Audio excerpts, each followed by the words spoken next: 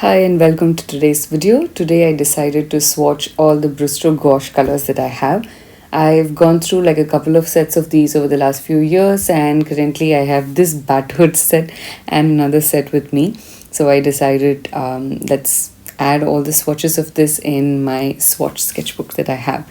So let's start swatching these and see how good or bad the tubes are when you try and use them after so many years. So I've got this particular set, I think, for about 2 or 3 years right now, and I'm not such a big fan of it. What happens with the tubes is they get stuck, and like with this particular yellow, it just like spilled all over me, because initially it was very hard to open it, and then I had to like put a little bit of effort and a little force, and it just like squeezed out.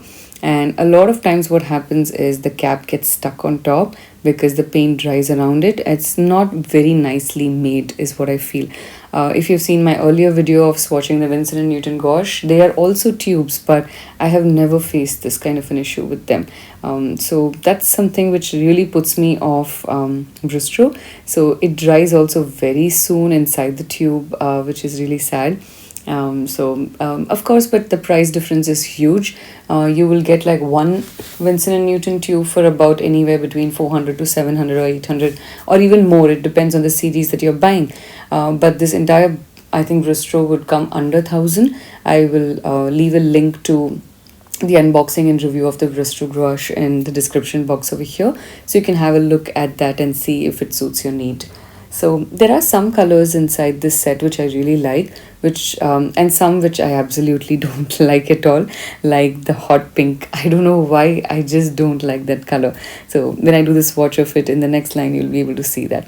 So it's a good idea, I feel, to have the swatches of all the colors and the art supplies that you own inside one book. So whenever you're painting, you just need to go to that one book, open it out, see what all colors are there, and then just know which ones that you can pick out from each brand, and then make like a good mix of these colors which are of the same family and use them. So far, of all the swatches that I've created, I like the flesh tint, I like the mid yellow a lot, and I also like the vermilion and the scarlet that I'm creating right now. I like that as well. So these are colors which are pretty good in terms of their opaqueness. The yellow ochre is also pretty opaque. It's not an issue at all using that, but I'm talking more about like the colors that I personally like. In like bright colors is what I love. So these are some of the ones that I like. And even the crimson is very good. Like, in fact, if you see at a distance, all three colors look almost similar: the vermilion, the scarlet, and the crimson. But when you add white to all of them, you will notice a drastic change, and I think that is something that I really like. So with Brustro, generally, if I'm going to be making a painting, very rarely I use it directly, the color as it is a single color. I normally have to mix it with white, and since white gets over really fast, I buy the long tube of Brustro Gouache in terms of white, or I also mix it sometimes with the flesh tint, because I don't see the use of flesh tint directly for anything. I don't make human bodies or humans with that flesh tint color, because I like to have like a mix of different kinds of shades.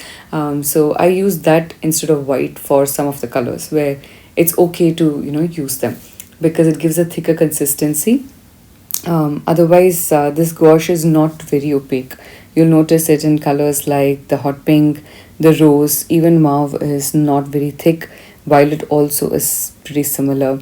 The lemon yellow is very, very runny.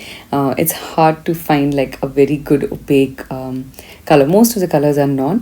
It's because it's also mid-range. I would in fact put this in the student range, I think, or somewhere between the student and the intermediate, because of the pigment which they have.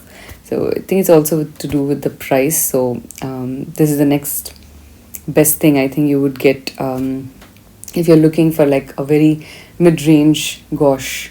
I've tried another couple of brands in terms of the mid-range gouache, and like the Montmartre, the Delarone, and I've really hated all of them. In fact, I still have the Montmartre set of tubes with me, but I'm not going to swatch them in this book because I don't ever want to use those colors. I'm trying to figure out a way of how to get like rid of those colors. I don't want to throw them, but I want to use them, but at the same time they just depress me every time I use them. So I just have to like figure out a way of how to make use the best use out of whatever they are left. This teal color which is there is also something that I really like out of this set, because it's hard to get like very interesting blues. So this teal, when it's mixed with white, gives a nice beautiful color. And the cerulean blue which I'm swatching now is another color which I like from this set. So these are some of the colors that I like. Again, if you notice, the greens as well as the blues, they are not very opaque, especially the sap green. You'll see that all my brush strokes are seen. So it's just really sad that they dry this way. It means that I have to add another coat of colors on top of it. Like some of the ones that are pretty opaque are the yellow ochre, even the burnt sienna and the burnt umber, the vermilion, the scarlet. These are all like pretty opaque. So that way they are quite nice. I like having the set of the entire thing in one page. I didn't give it a double spread, if you have noticed. It's because I'm not a big fan of these colors. So for me, these are just backup. And if I want to do any trial and error, then I tend to use them.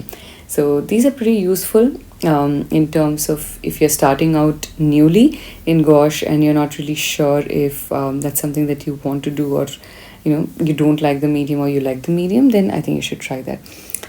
There's no black in this one because my black dried out like completely, so I don't have a swatch of that. Bye bye.